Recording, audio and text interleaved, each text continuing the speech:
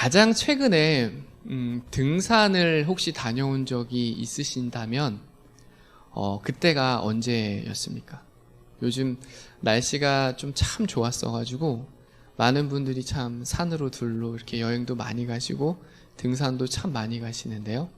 가장 최근에 산에 올랐던 적이 언제인지 함께 생각해 보면 좋겠습니다. 저는 이곳 안양으로 내려오기 전에 그래도 서울에 있을 때 한번 가봐야지 하고 북한산을 한번 혼자 다녀왔습니다. 오랜만에 산을 올라서 그런지 아주 가쁜 숨을 몰아쉬고 구슬땀을 뚝뚝 흘리면서 사실 속으로 몇 번이나 여기까지만 갈까? 왜냐면 혼자 갔으니까 아무도 모르는데 여기까지만 갈까 하는 생각을 마음속으로 수없이 되뇌었습니다.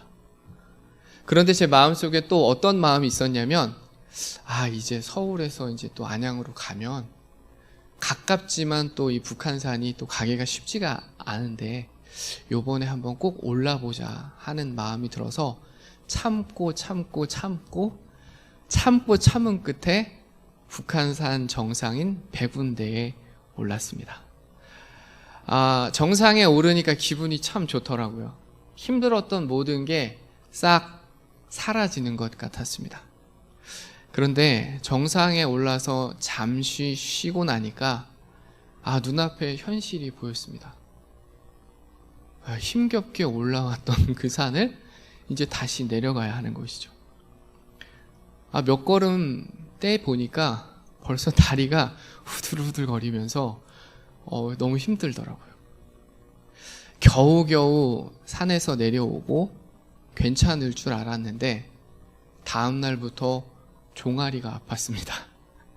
그렇게 한 일주일이 괴로운 시간을 보냈었습니다. 등산의 후유증이었던 것이죠.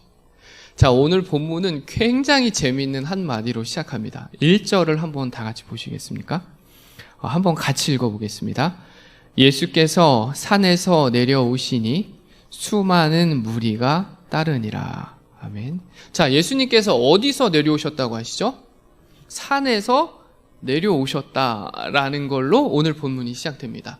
자, 이 말은 곧 어떤 뜻을 담고 있냐면 저도 힘들었지 않습니까?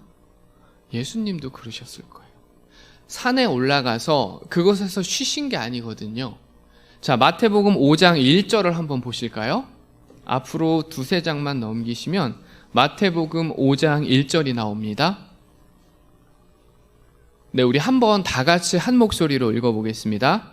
예수께서 무리를 보시고 산에 올라가 앉으시니 제자들이 나아온지라. 자, 예수님이 이때 산에 올라가신 겁니다. 5장 1절에. 그리고 오늘 본문인 8장 1절까지 산에서 예수님을 가르치신 내용들이 쭉 나옵니다. 우리가 잘 아는 8가지 복을 시작으로 해서 소금과 빛이라 쭉쭉쭉쭉 해서 많은 교훈을 산에서 전하셨습니다.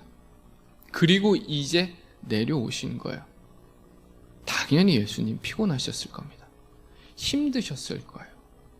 마치 우리 담임 목사님 미국 갔다 오셔가지고 어제 오셨거든요. 근데 제가 오늘 설교하신다는 얘기 듣고 사실은 샥 했어요. 좀 놀랐습니다. 근데 이 목회자의 그 마음이신 것 같더라고요. 예수님도 아마 그런 마음이셨을 것 같습니다. 산에서 내려오셔서 쉬고 싶을 법도 한데 무리가 많이 따르고 있는 걸 보고 그 무리와 지금 함께 하고 있는 것입니다. 그 가운데 예수님은 또 2절에 이렇게 기록이 됐습니다. 한번 같이 읽어보겠습니다. 마태복음 8장 2절입니다. 한 나병 환자가 나와 절하며 이르되 주여 원하시면 저를 깨끗하게 하실 수 있나이다 하거늘.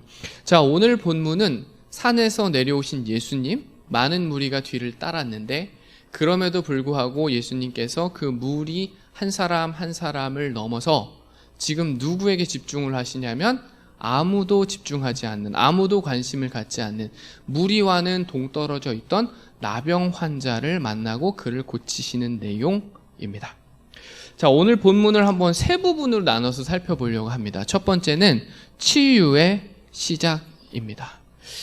자, 나병, 이건 좀 특별한 병입니다. 당시에는 나병 환자는 물리적으로, 그러니까 의학적으로 부정할 뿐만 아니라 영적으로도 부정한 존재로 취급이 됐습니다. 사람에게 목사님 취급이 뭡니까? 하고 생각하시는 분 계실 수도 있습니다. 그렇지만 당시 나병 환자에 대한 사람들의 인식은 이보다 더하면 더했지 덜하지는 않았습니다. 그들은 성 안에서 사람들과 함께 살 수 없었습니다. 그들은 성 밖에서 격리된 삶을 살아야만 했습니다. 혹시 길을 지나게 될 때는 사람들과 마주치게 될까 싶어 이렇게 말을 해야만 했습니다. 레위기 13장 13장 45절에서 46절을 제가 읽겠습니다.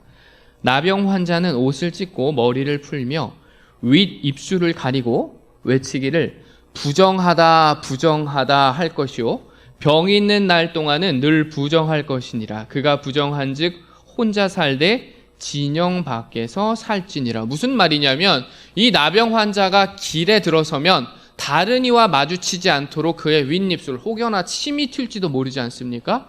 침이 튈까 싶어 윗입술을 가리고 부정하다 말해서 이 소리를 듣는 사람이 그 길에 들어서서 마주치는 일이 없도록 했다라는 것입니다.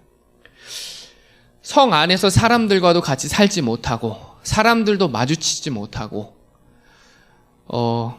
이런 삶이 정말 사는 것이라고 말할 수 있겠습니까?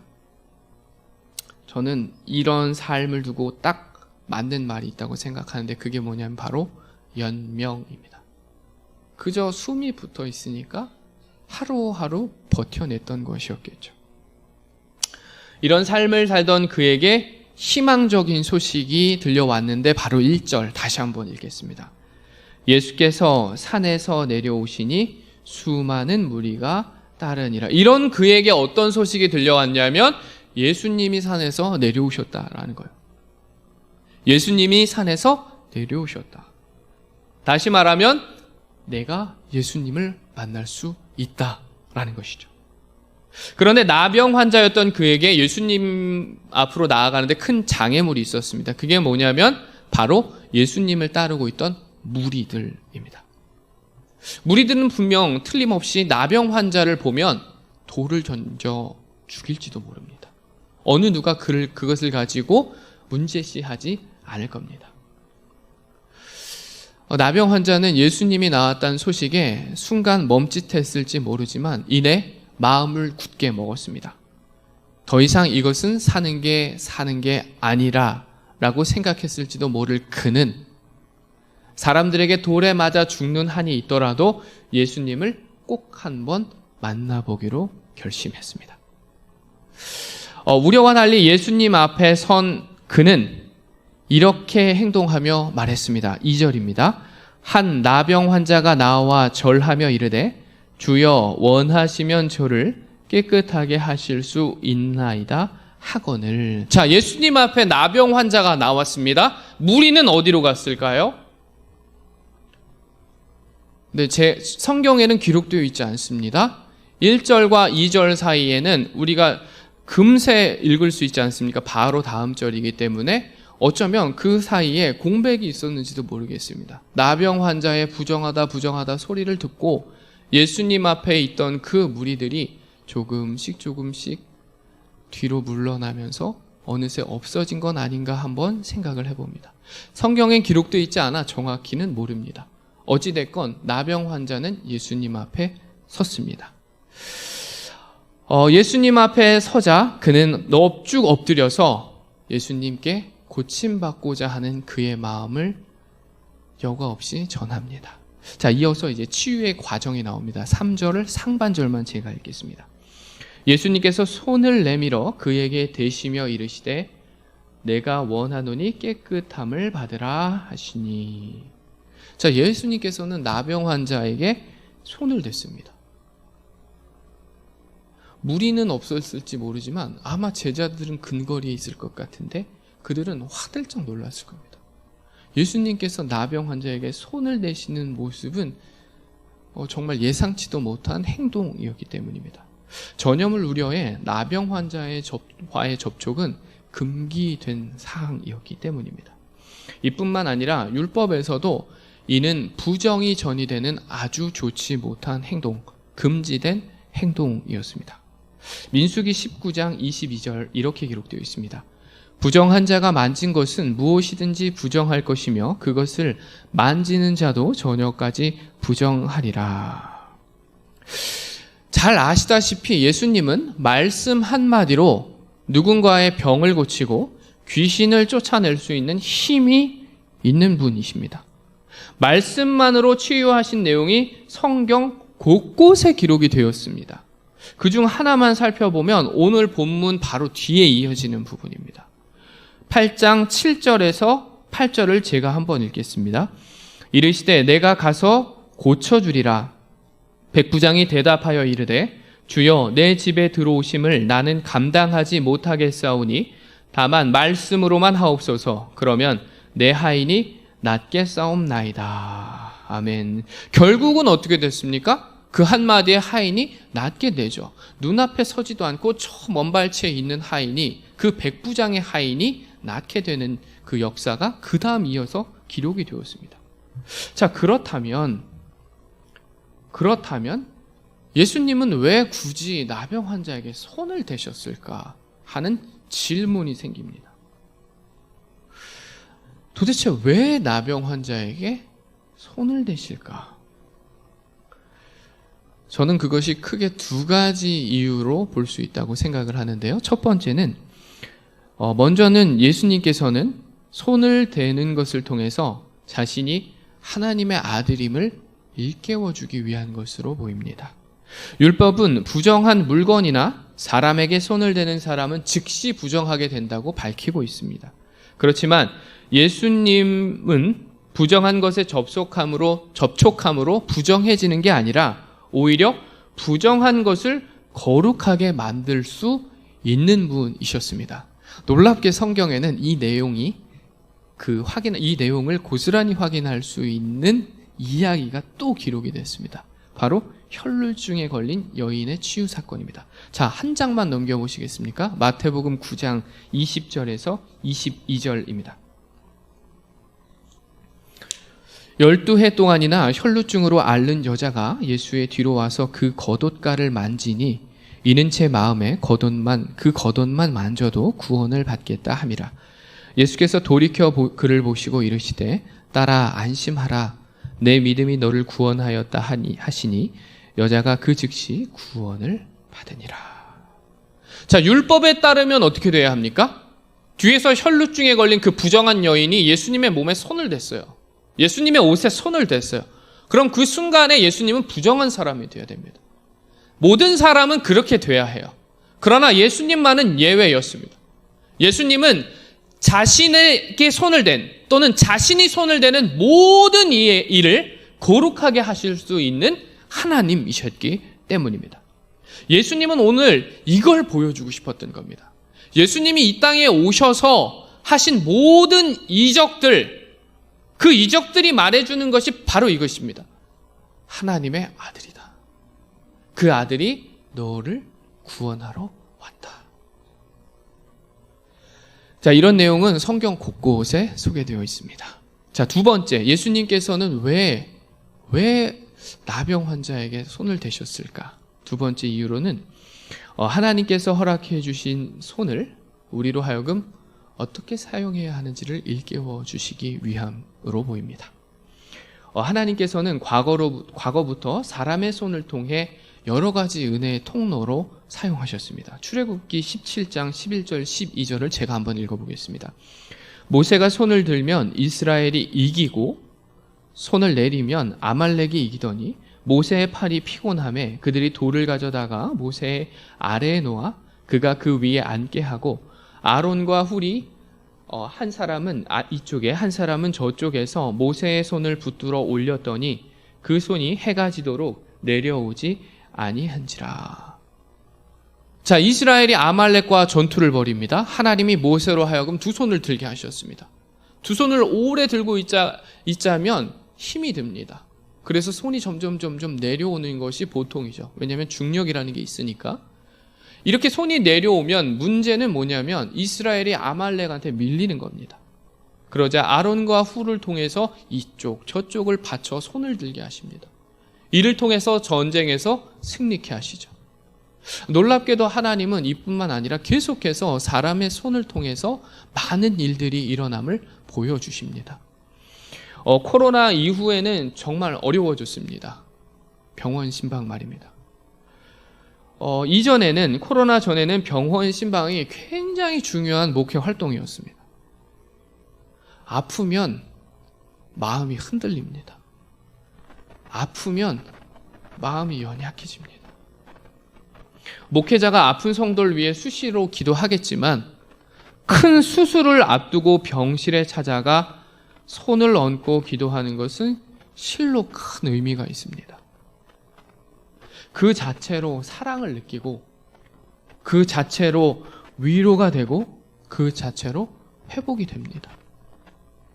하나님이 함께 해주셔서 그의 수술 앞둔 마음을 지켜 보호해 주시는 것뿐만이 아닙니다. 나를 위해 기도해 주신다는 그 목사님이 정말 힘들고 어려울 때 시간을 내어 그 자리에 와서 나에게 손을 얹고 기도해 주시는 것은 상처는 그 수술은 그 후에 회복이 되면 그저 흉터 하나로 남습니다. 그런데 목회자가 찾아와서 손을 얹고 진심으로 해준 기도는 그의 마음속에 아름다운 기억으로 영원히 남습니다. 이런 경험 다 한 번쯤 해보셨을 거라고 생각합니다. 저 역시 힘겹고 어려울 때 등에 손 한 번 올려주신 그의 그 온기를 잊지 못합니다. 그 앞에 무릎 꿇고 있을 때 머리 위에 손을 얹고 기도해 주셨을 때 그 뜨거움을 아직도 생생하게 기억을 합니다. 참 부끄러운 사실인데 코로나 이전에 대형 교회 목회자들에게 불문율처럼 전해지는 게 있었습니다. 예배 후에 성도들과 악수를 놀라지 마세요. 길게 하지 않는 겁니다. 왜냐하면 기다리는 사람이 많기 때문입니다. 좁은 문에 기다리는 사람이 너무 많기 때문에 그저 기계처럼 한번 잡고 흔들어 주는 것입니다. 이것을 보고 있으면 왜 그런지 사실 이해는 갑니다. 이해는 갑니다. 왜냐하면 너무 많은 사람들이 기다리고 있으니까. 그런데 조금 기다리면 안 됩니까? 손 한번 따뜻하게 잡아주면 그날 들은 그 말씀이 더 오래도록 기억이 될 것 같거든요. 설령 말씀 시간에 너무 피곤해 졸았다 하더라도 손 한번 콕 잡아주시는 그 목사님 때문에 정신이 번쩍 날 것 같거든요. 저는 아무리 사람이 많아도 최대한 따뜻하게 잡아드리려고 합니다. 정말 별것 아닌 것 같은데 저는 중요한 것 같습니다. 이렇게 손 한번 잡아주고 방긋 웃어주는 것만으로도 한 주간을 살아가는데 성도님들에게는 큰 힘이 됨을 저는 모르지 않습니다. 자, 오늘 예수님께서 손을 댄 이유도 바로 이거죠. 제자들에게 아무도 되지 않는 그 사람에게 손을 댄 이유도 이겁니다. 치유된 것뿐만 아니라 오늘 그 나병을 가지고 있었던 그는 예수님의 그 손길을 평생 잊지 못할 겁니다. 더구나 나병 환자는 이전에 나병인이 아닌 다른 이의 손길을 느껴보지 못했으니 그에게는 영원히 잊지 못한 기억이 될 겁니다. 자, 끝으로 치유의 결과입니다. 3절 하반절부터 4절 제가 한번 읽어보겠습니다. 즉시 그의 병이 깨끗하여진지라. 예수께서 이르시되 삼가 아무에게도 이르지 말고 다만 가서 제사장에게 내 몸을 보이고 모세가 명한 예물을 드려 그들에게 입증하라 하시니라. 자, 예수님의 한마디에 나병 환자는 그 즉시 나병에서 치유를 받았습니다. 복잡한 과정이나 절차 없이 자, 예수님의 그 한마디에 고침을 받았습니다. 더 이상 나병 환자가 아닌 그에게 예수님은 이어 두 가지를 말씀하셨습니다. 하나는 아무에게도 아무 말도 하지 말라는 겁니다. 나병 환자에게 나병으로부터 고침을 받았는데 그에게 아무에게도 아무 말도 하지 말라고 하는 건 선뜻 이해가 되지 않습니다. 예를 들면 우리 교회에 제가 목회를 하는데 예를 들면 누군가가 오셨는데 나병에 걸린 사람이셨어요. 그런데 같이 기도하는 가운데 나병에서 깨끗함을 받았어요. 그러면 저는 은근히 자랑하고 싶을 것 같아요. 은근히 전하고 싶을 것 같아요. 소문이 좀 났으면 좋겠다 하는 마음이 있었을 것 같습니다. 그런데 예수님께서는 왜 이렇게 하셨을까?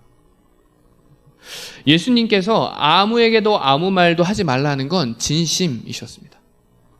진심이셨습니다. 왜냐하면 예수님께서는 극도로 조심하고자 하셨던 게 있습니다. 그게 뭐냐면 여러 가지 치유의 사건으로 인해서 이스라엘 백성들이 자신을 그저 치유자로 또는 자신에게 필요한 것들을 공급해주는 그냥 정치적인 왕으로 삼아야 할 메시아 정도로 생각하는 것을 경계했던 겁니다. 눈앞에 그런 일들이 벌어지면 저부터도 그를 달리 보기 시작합니다. 그런데 예수님은 사람들이 어떻게 봐야 하는지를 어떻게 봐주기를 바라셨는지가 분명했습니다. 바로 하나님의 아들이요 그들의 죄를 대신해서 십자가를 지실 구원자로 보기를 바라셨습니다. 이것이 결코 치유 사역으로 인해 가리워지는 것을 경계하셨던 까닭입니다. 예수님은 결코 그를 통해서 그 능력을 통해서 이 땅에서 명예, 권력, 권세 그런 것들을 누리는데 지향이 있지 않으셨습니다. 묵묵히 대속의 십자가를 지는 것이 자신의 사명임을 알았습니다. 율법에 따르면 예수님께서는 그 사명을 똑똑히 기억하셨기에 충분히 자신을 드러낼 수 있는 그 일에서도 드러내지 않고 주의하셨습니다. 자, 두 번째로 예수님께서는 그 나병에서 깨끗한 사람에게 이렇게 말씀하셨습니다. 제사장에게 몸을 보이고 모세가 명한 예물을 드리라는 것이었습니다. 자, 나병 환자, 고침을 받은 그가 이스라엘 사회의 일원으로 예수님은 다시금 돌아가서 살길 바라셨습니다. 육신의 회복뿐만 아니라 그 사회적인 회복도 기대하셨던 겁니다. 때문에 율법의 절차에 따라 제사장에게 가서 몸을 보이라 말씀하셨습니다. 사람들은 큰 은혜를 경험하면 일반적인 법칙이나 규율을 가볍게 여기고 별거 아니라고 생각합니다. 그러나 일반적인 법칙이나 규율 역시 큰 틀에서는 하나님께서 통치하기 위해서 허락하신 것임을 우리는 꼭 기억해야 합니다. 누군가가 나타나 어떤 큰 일을 했다고 해서 온통 정신이 그쪽으로 쏠려서 그간 해왔던 모든 것을 내팽개쳐 두는 것은 아주 경계해야 할 부분입니다. 이런 것은 주로 어디서 많이 나타나냐면 이단이나 사이비 종교에서 많이 나타납니다. 저도 어린 시절 참 많이 들었습니다. 저희 아버지로부터 누가 어디에 빠졌대. 밥도 안 해주고 설거지도 안 하고 집도 안 치우고 밖으로만 돈대. 너무 많이 그런 이야기를 들었는데 저는 그게 옛날 이야기로만 알았습니다. 그런데 요즘도 그렇더라고요. 뉴스를 보니까 어떤 사람이 무슨 말도 안 되는 우유에 이름을 붙이고 이름을 쓰고 자신의 이름을 부르면 그게 썩지도 않고 불로 하는 우유가 되고 저는 그거 보면서 야 아직도 이걸 믿는 분이 계시구나 하는 생각이 들었습니다. 결국 그렇게 해서 가산을 다 탕진하고 몸이 약해질 대로 약해지고 나니까 이게 허상이고 허구였구나라는 걸 깨달으신 분들이 뉴스에 나와서 인터뷰하고 있었던 영상이었습니다. 늘 기억해야 할 것은 특별한 하나님의 은혜가 임할 수 있습니다.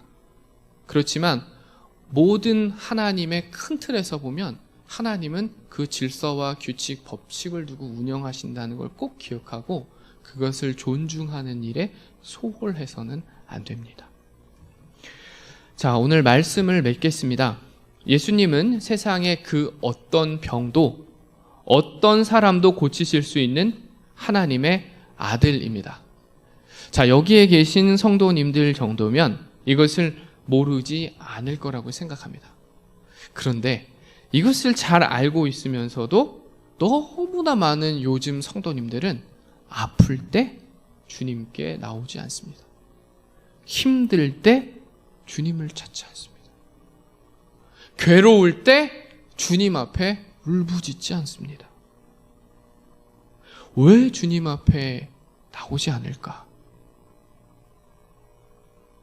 참 많은 분들이 힘겨운 상황과 환경 속에서 죽을 만큼 괴로운 순간에도 말씀과 기도의 자리로, 예배의 자리로 왜 더 나오지 못할까? 함께 생각해 봤으면 좋겠습니다. 산에서 내려오신 주님은 여전히 그 무리 곁에 가셨고, 피곤한 몸을 이끌고도 이 나병 환자를 고쳐주시는데 내일 와라, 내가 피곤하니까 내일 와라 하지 않으셨어요. 그런데 아무것도 하지 않는 우리, 주님 앞에 나오지 않는 우리, 그저 일상을 살아가면서 늘 입에 달고 사는 말, 달고 입에 사는 말이 뭐죠? 달고서 하는 말이 피곤해, 피곤하다, 피곤해. 마태복음 8장 2절 한 번 더 읽어보겠습니다. 한 나병 환자가 나와 절하며 이르되 주여 원하시면 저를 깨끗하게 하실 수 있나이다 하거늘. 자, 5절 같이 읽어보겠습니다. 예수께서 가버나움에 들어가시니 한 백부장이 나와 간구하여.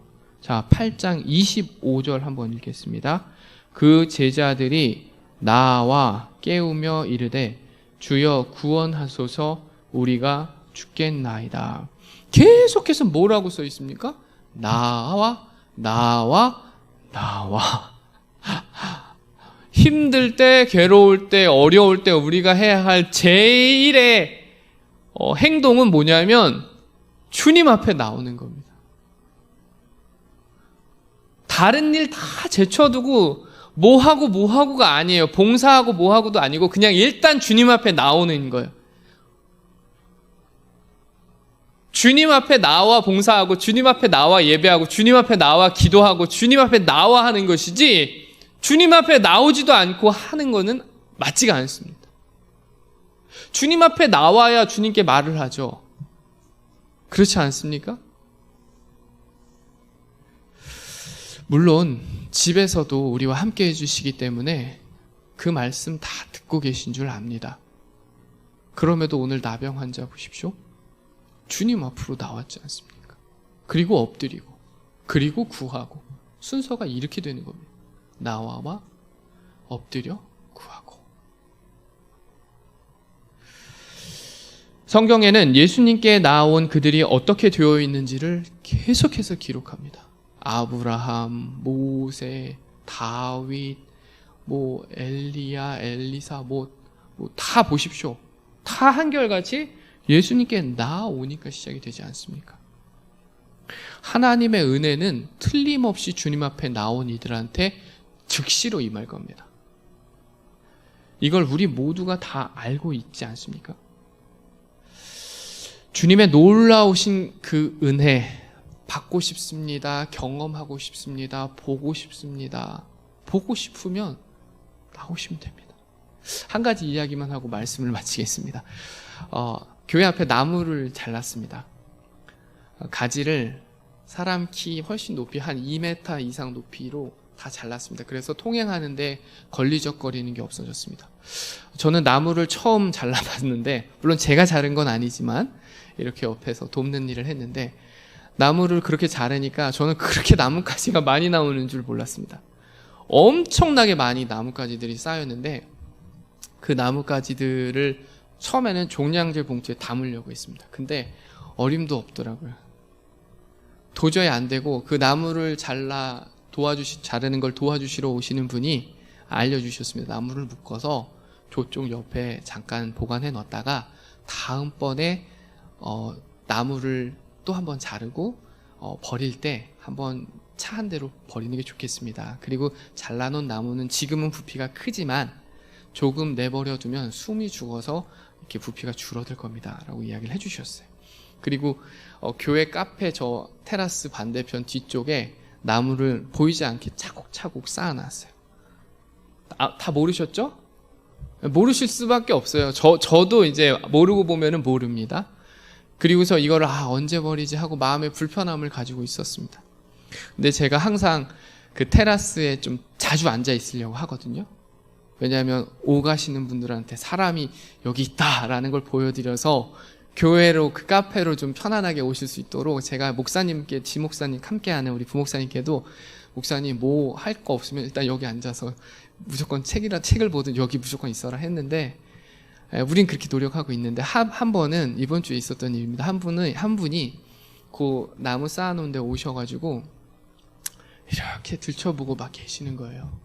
그래서 제가 가서 이제 인사를 했습니다. 반갑게 인사를 하고, 무슨 뭐 어려움이 있으시냐고 여쭤봤더니, 이 나무가 여기 회양목들을 좀 가리는 것 같아서 죽을 것 같아서요, 이렇게 얘기하시더라고요. 그래서 제가 말씀드렸습니다. 이거 저희가 나무 베고 여기 잠깐 뒀는데 이거 곧 치울 예정입니다 라고 말씀을 드렸습니다. 그랬더니 그분이 이렇게 얘기하셨어요. 이거 요 옆에 벽 있는 대로 치우면 안 돼요? 이렇게 얘기하시더라고요. 근데 거기는 저희 땅이 아니라서 거기다가 놓으면은 안 됩니다 라고 안 될 것 같습니다 이렇게 말씀드렸어요. 그랬더니 저한테 또 이렇게 얘기하시는 거예요. 하나님이 기뻐하시지 않을 것 같아요, 뭐 이렇게 얘기하시는 거예요. 그래서 제가 듣고 그래, 이런 분도 계시구나 속으로 생각하고, 제가 빠른 시일 내에 치우도록 하겠습니다 하고 그분이 갔어요. 근데 제 마음이 계속 불편했어요. 그리고서 어떡하지 하고 있는데, 때마침 1톤 차가 그 보행자 전용 도로로 쭉쭉쭉쭉 오면서 사람들이 그 주변을 정돈하기 시작하는 거예요.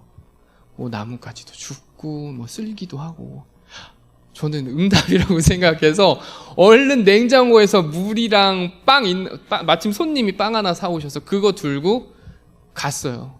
갔더니 그분이 이미 가서 제가 드리기도 전에 그거를 자기 그 차에 다 싣고 계시는 거예요. 저는 그걸 보면서 참 감사하다.